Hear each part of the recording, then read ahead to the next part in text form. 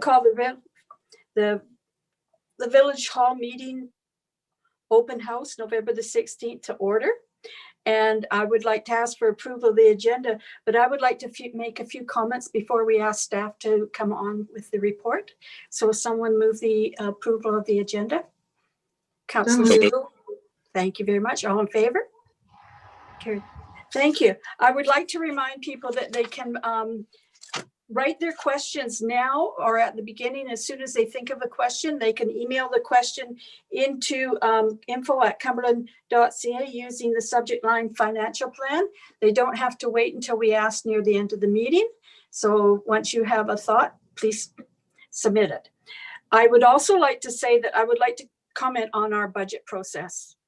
The process actually starts in July of each year, with Michelle compiling spreadsheets of each department's budgets. Each manager presents their first submission for the coming year to Michelle and Clayton. They look for funding grants that could help with various projects. They also connect each project with our strategic priorities. This process takes them to mid-October. They present the final draft to the Committee of the Whole, where council members ask questions and clarification. We have divided this into a 2-day process now. And tonight you're going to see the results of this. Council members will have an opportunity to make changes at a future council meeting with the information they received this evening. The whole entire process takes about 6 months. So with that, I would like to recommend that council receive the presentation from Michelle Mason, Chief Financial Officer, on the proposed 2021-2025 financial plan. Councillor Kettler, Councillor Spruill, all in favor? Carried.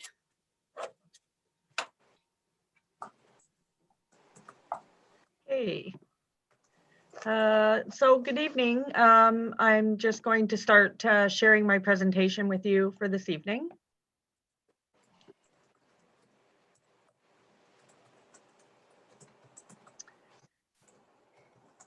Okay.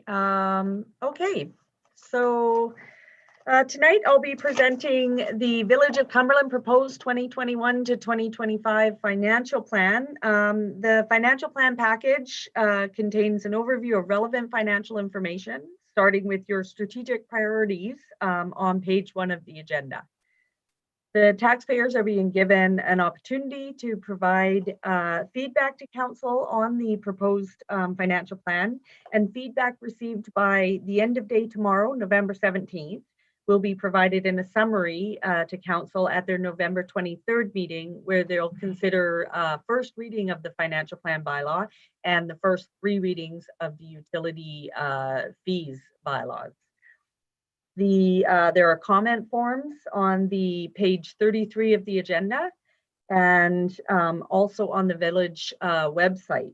And so feedback and comments can be emailed to info@cumberland.ca as well.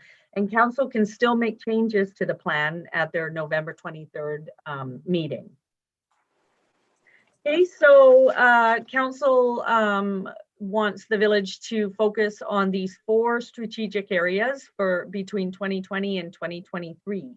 And so how a budget is built is that council determines the priorities, staff determines the budgets needed to achieve those priorities, and council approves those budgets and determines how the revenue is generated and who pays. Okay, and so you know, March of this year, a global pandemic, there was a global pandemic, COVID-19 hit, and village operations shifted to address and ensure services continue. So some of those village services, you know, look different than pre-COVID time, and we still need to adjust to provide those services. You know, an example is the upcoming municipal office renovations. But essential services like water, sewer, solid waste, they continued during a period of time where there was continuous change on how we deliver those services. And we can plan to continue those services throughout the pandemic without change. So the impact of both the current and long-term COVID-19 response and recovery for 2021 and beyond is unknown. So the village has developed a budget which is flexible to address possible impacts of the COVID-19. And the village's reserve and surplus policy has provided stability during these uncertain times. There's going to be ongoing monitoring and reporting, and any adjustments will be part of the financial plan moving forward. Okay, so there's municipal services funded by property taxes and user fees are listed here. The infrastructure and development services, that's your public works and engineering, roads, water. I mean, water has many different services. There's distribution, supply, treatment. You've got your sewer, storm, solid waste, maintenance of your parks and cemeteries, buildings and facilities. There's planning, land use planning and development, heritage, to say the least. Corporate services, there's your council, CAO, your customer support, your legislative, cemetery administration, financial, information technology, human resources, websites, maintenance. We also have economic development services, and that includes tourism and business community support, but it also supports the different types of development and engagement in the community and how we want to see that development go through. And it will help build and diversify our tax base for the future. There's protective services, that's your fire, bylaw, emergency operations. And when the population for the village hits 5,000, it will include policing. So right now we pay the province for our policing taxes. There's the parks, recreation, and community and culture services. That's your indoor and outdoor recreation, your programs, your fitness gym, and other facility services. You've got your trails and parks, and our support for our community groups and our community events as well. Okay, so the proposed 2021 to 2025 financial plan is a budget that attempts to balance immediate priorities along with the need for increases to reserve funds for asset renewal, as well as future policing costs and staffing needs for current service levels. The proposed plan reflects council's modifications that were made at their committee of the whole meetings and shows an overall requested property tax revenue increase of 4.93% to the existing ratepayers. And the tax revenue increase in dollars that includes our estimated growth taxes is $238,340. Now, to put that in perspective, a 1% increase to property tax revenues in the village gives us just over $32,000. And for many of the larger municipalities, $238,000 wouldn't even be a 1% tax increase. So the ability to raise funds for the village in the short term is limited because of our tax base. Okay, so each year council needs to decide how to distribute the property taxes. So as you can see, residential properties are the largest number of properties in the village, so they pay the largest portion of the taxes. This is where development can help diversify this tax distribution. If we increase industrial or the commercial properties, that would take some of the burden away from the residential properties, and that's where economic development services comes in. And so the next 3 slides provide ratepayers with the impact that the proposed financial plan is expected to have on a single-family, average single-family household, a strata-owned condo, and a commercial business. And so we've had to make some assumptions with these examples. 2021 assessment values are not known, and tax rates for other taxing authorities, such as the school and police and regional district charges, are not known at this stage either. So the 2020 assessment values have been used for both the 2021 and 2020 years in these examples. And also the tax increases for the other taxing authorities has been estimated at a 5% increase. So it's important though to note that taxes presented here tonight in these examples will change once these rates and assessments are provided to the village. But starting with the average single family household, we can expect that the impact of the other taxing authorities and municipal portion of taxes as proposed in the plan will result in a 5% increase, which is about $155. Overall, when you add frontage taxes and utility fees and the new parcel charge for the water supply debt, the estimated impact to an average single family household is an 8% tax increase, and that's about $269, which is just over $22 a month. So another important note though is that actual assessment values, frontage size and water consumption ultimately determines the taxes and utility fees that a household pays. So if the value of a house increases at a higher rate than the average household, which is used in this example, or the frontage is larger than the 60 feet that we use in this example, or even the water consumption is greater than the 42 cubic meters that is used in this example, then the increase to that house will likely be higher than the 8%. And then on the flip side, if any of those are lower than what we've used in this example for the average single family household, then that property will likely see less than an 8% increase. The other determining factors in increasing increases to actual households is market growth between the different types of properties within an assessment. So last year we saw that the strata units actually took more of the burden of the tax increase than the single family units, because they're both in class 1 assessment values, and that's how we determine taxes. And so based on how the village has been growing, the strata units actually, their market value significantly increased last year, at a way higher rate than the single family households. So they took more of the burden, and that's a natural thing that we can't control. So that happens as well. It doesn't always happen. It's just we were in a bit of an unusual year last year for that. So you have your condo type units. We expect that the impact of the other taxing authority and municipal portion of taxes as proposed in the plan will result in a 5% increase to the average strata home, and that's approximately $117. And overall, when you add the frontage taxes, your utility user fees, and the new parcel charge, the estimated impact to an average strata home is a 9% increase, and that's $236, which is just under $20 per month. And moving on to a business type property.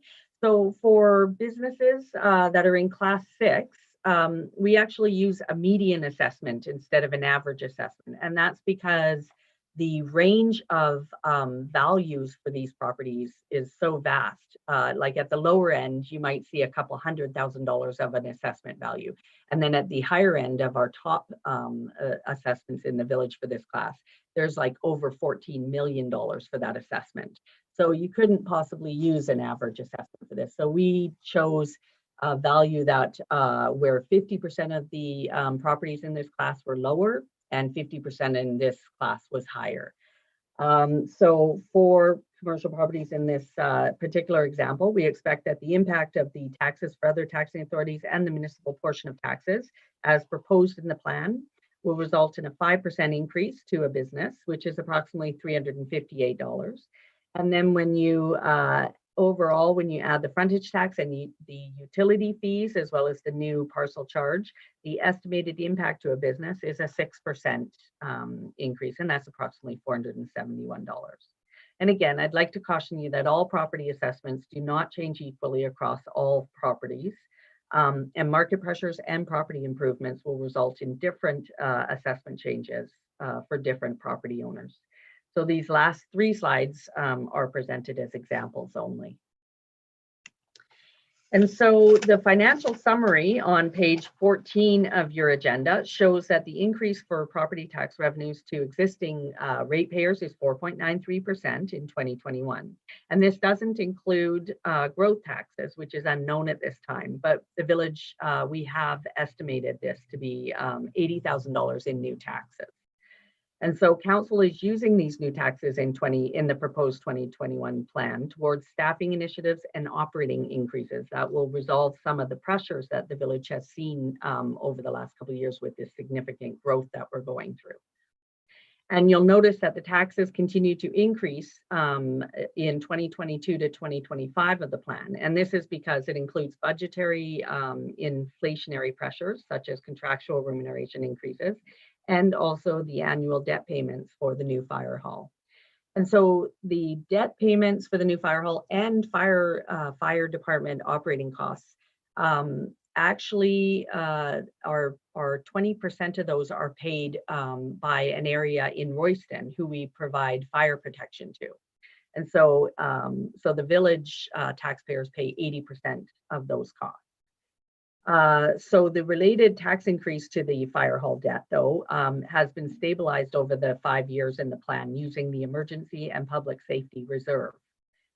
So if taxes were increased for the fire hall debt payment all in 1 year, the 2021 year, the tax increase for that debt alone would be over 7%. So that's why we're using the reserve to smooth that increase over the 5 years instead. And the 2022 year and future years of the plan will be reviewed again during next year's planning process. So changes that council made at their committee of the whole budget meeting are outlined in the committee of the whole council report on page 45 of the agenda. And there's also a staff report that was provided to council at that committee of the whole meeting that provides information on the proposed plan as well.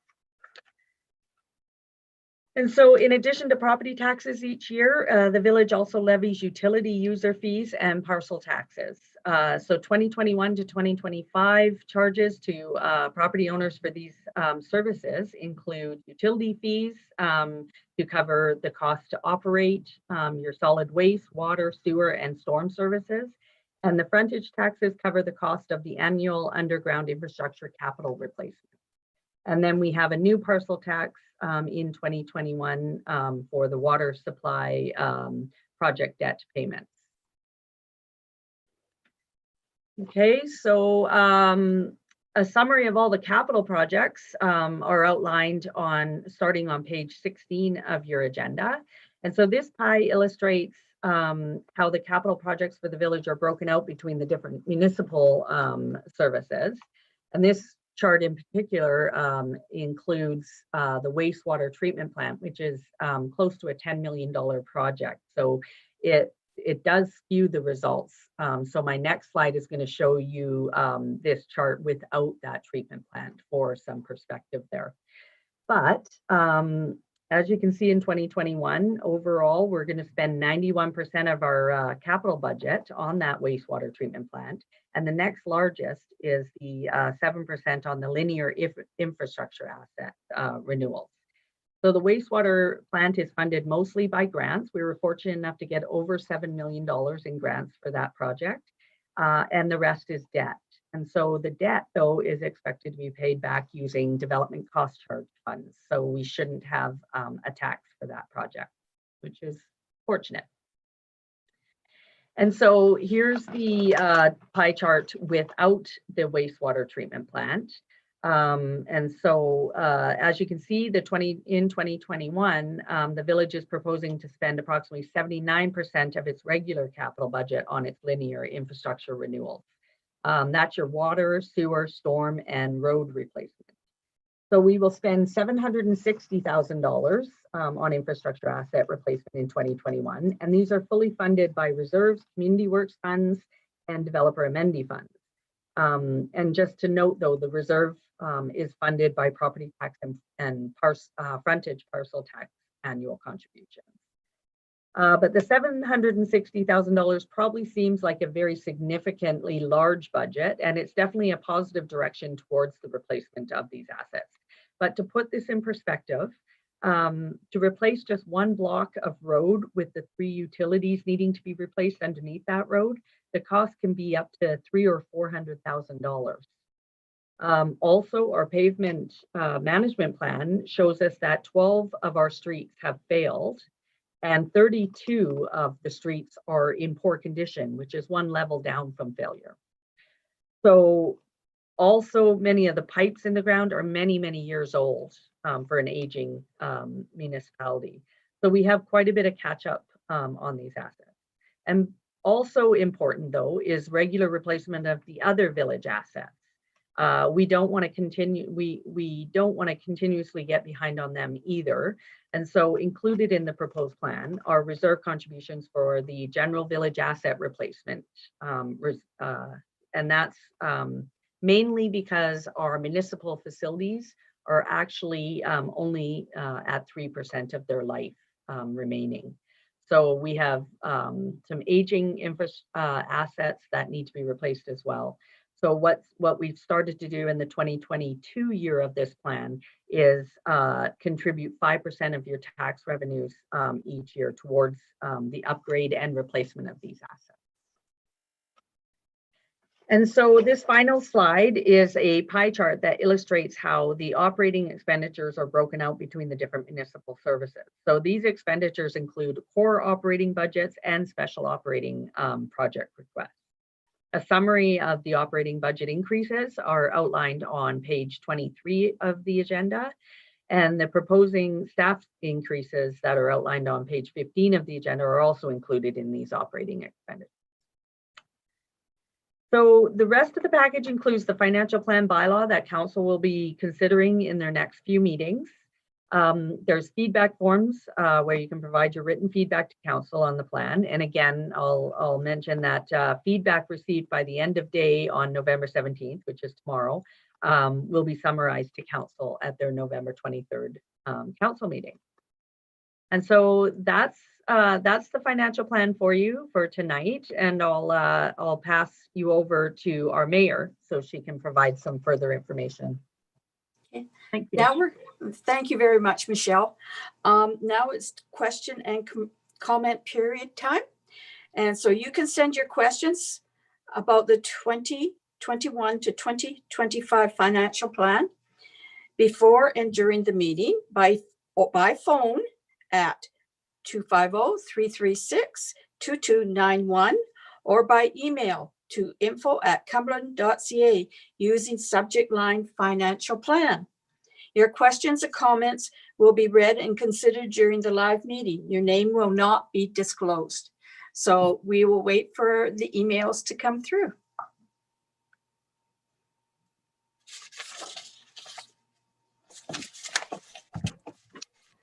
Hi, Mayor Baird. Yes. I have a couple of questions that were sent in earlier today, so we can start with those. The first is, and I'll read the comments this time. Usually we don't read comments, but I'm reading them today because it is the budget village hall, not a council meeting. So this email says, hello, Mayor, Council and staff. First, I'd like to acknowledge that the decisions you're making are not easy decisions, and I believe that you've done the best possible given the circumstances. As a resident and taxpayer, I am happy to pay more if there is value in the increase. My question pertains to the suggestion of hiring a full-time customer service person. The village website is very confusing and difficult to navigate and find information. It also does not allow for many things to be done exclusively online. Has the village considered moving more applications and services online and investing in streamlining the village website as a first step to improve workflow at the village office? Other municipalities allow many basic things to be completed digitally, removing the requirement to come in to the village office in person. Thank you, and I look forward to hearing more about the village plan tonight. And I will ask Clayton to answer that question. Thank you, Your Worship. Yes, good question. In relation to the proposed administrative support, that actually the question related to the website is actually a good one, because that is actually one of the roles that this position will be assisting in. Currently, right now, we don't have a front office position that is able to address these type of inquiries and work with the community and looking at different ways that we could actually provide services. So the goal of this position is actually to streamline inquiries and information requests and allow the back side of the administrative supports or finance and legislative services to be provided that information so that we could work through looking at new technologies. We just right now don't have that resource to be able to actually manage additional requests. So the hope is that position will, or the intent is that position will be able to support these type of streamlined processes. Yeah, I don't know if there's any other questions or relation to that. No, I think you've dealt with it very well. Thank you.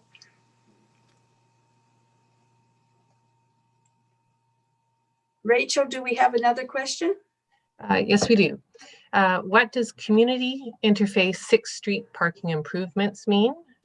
And it looks like $125,000 over 2 years.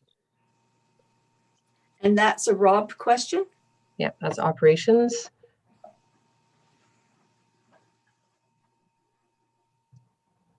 Let's Rob to come on.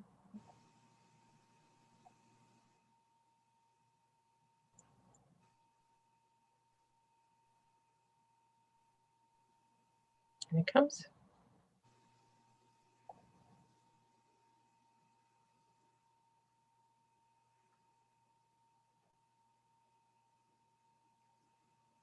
Did you hear the question, Rob? Yes, he did. I did. Can you hear me? Yes, we can. Okay, I don't know where I am. You know, I got to be honest with you. It's a 2-year program. I think the plan there is to look at. So I got to take one of these earplugs out. This is weird. I've got headphones in. I think the plan is to look at delineating parking along 6th Street. We'd started something about 6 years ago to look at complementing Village Park and the upgrades that were proposed that are now in place. And so part of the plan is to continue moving forward with that. I believe that's what that project's for, and to look at some street improvements, a pathway and delineated parking and such. Okay. Any further comment? Nope. Okay. Rachel?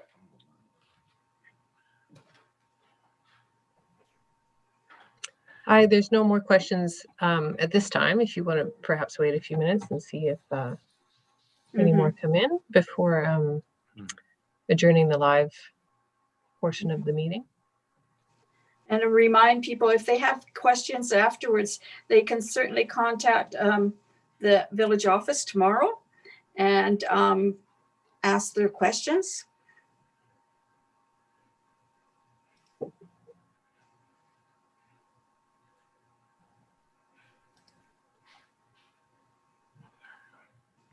Do you guys see that lightning? No, I've got no 3 windows in my times. office. That was pretty impressive. I thought it was Oh. recreation. They were doing something at recreation.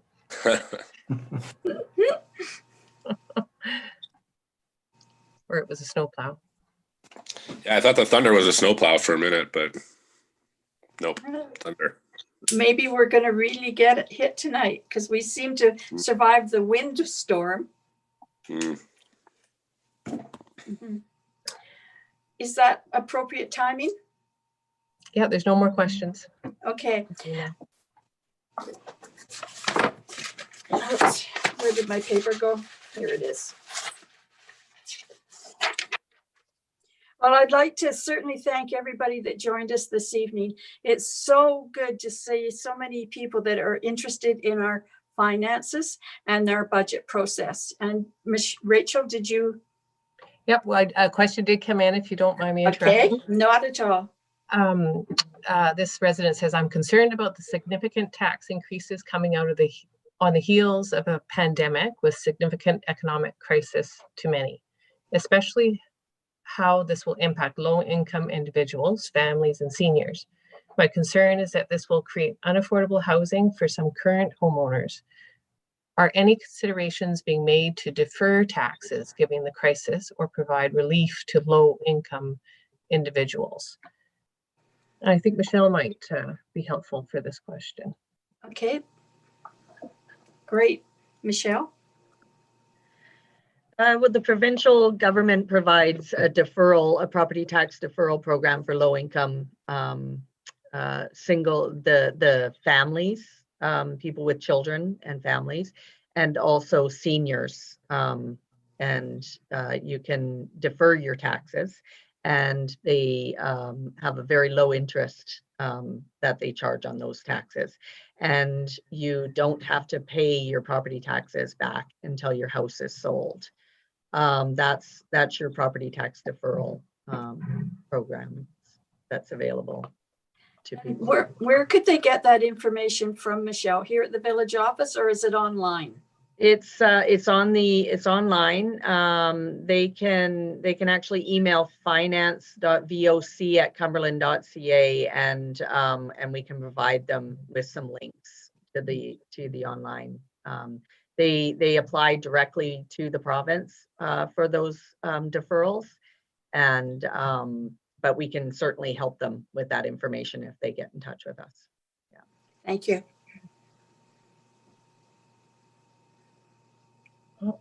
We do have one more question. Yes. And Michelle might want to stand by here. Thank you for the opportunity. Can you speak to the backup plan for the projected revenue growth should that growth not occur? And this is the $80,000 in growth taxes, I believe. And that's a really good question, one that council raised during their committee of the whole meeting.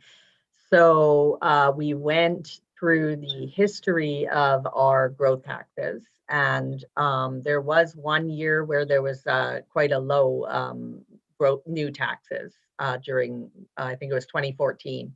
But other than that, we've been pretty on par with our growth taxes, collecting them. And so our reserve and surplus policy has provided us with a couple of financial stabilization reserves. And so if we do not get $80,000 that we're estimating, which we very easily might not in one of our years, then we will just bring funds in from that financial stabilization reserve to cover the shortfall that would create. And on the flip side, if we get more than the $80,000 that we're estimating, then those funds would fall and be contributed to that reserve for a different year where the growth taxes are having a shortfall. So it just sort of goes in and out and provides that stability where those numbers aren't known.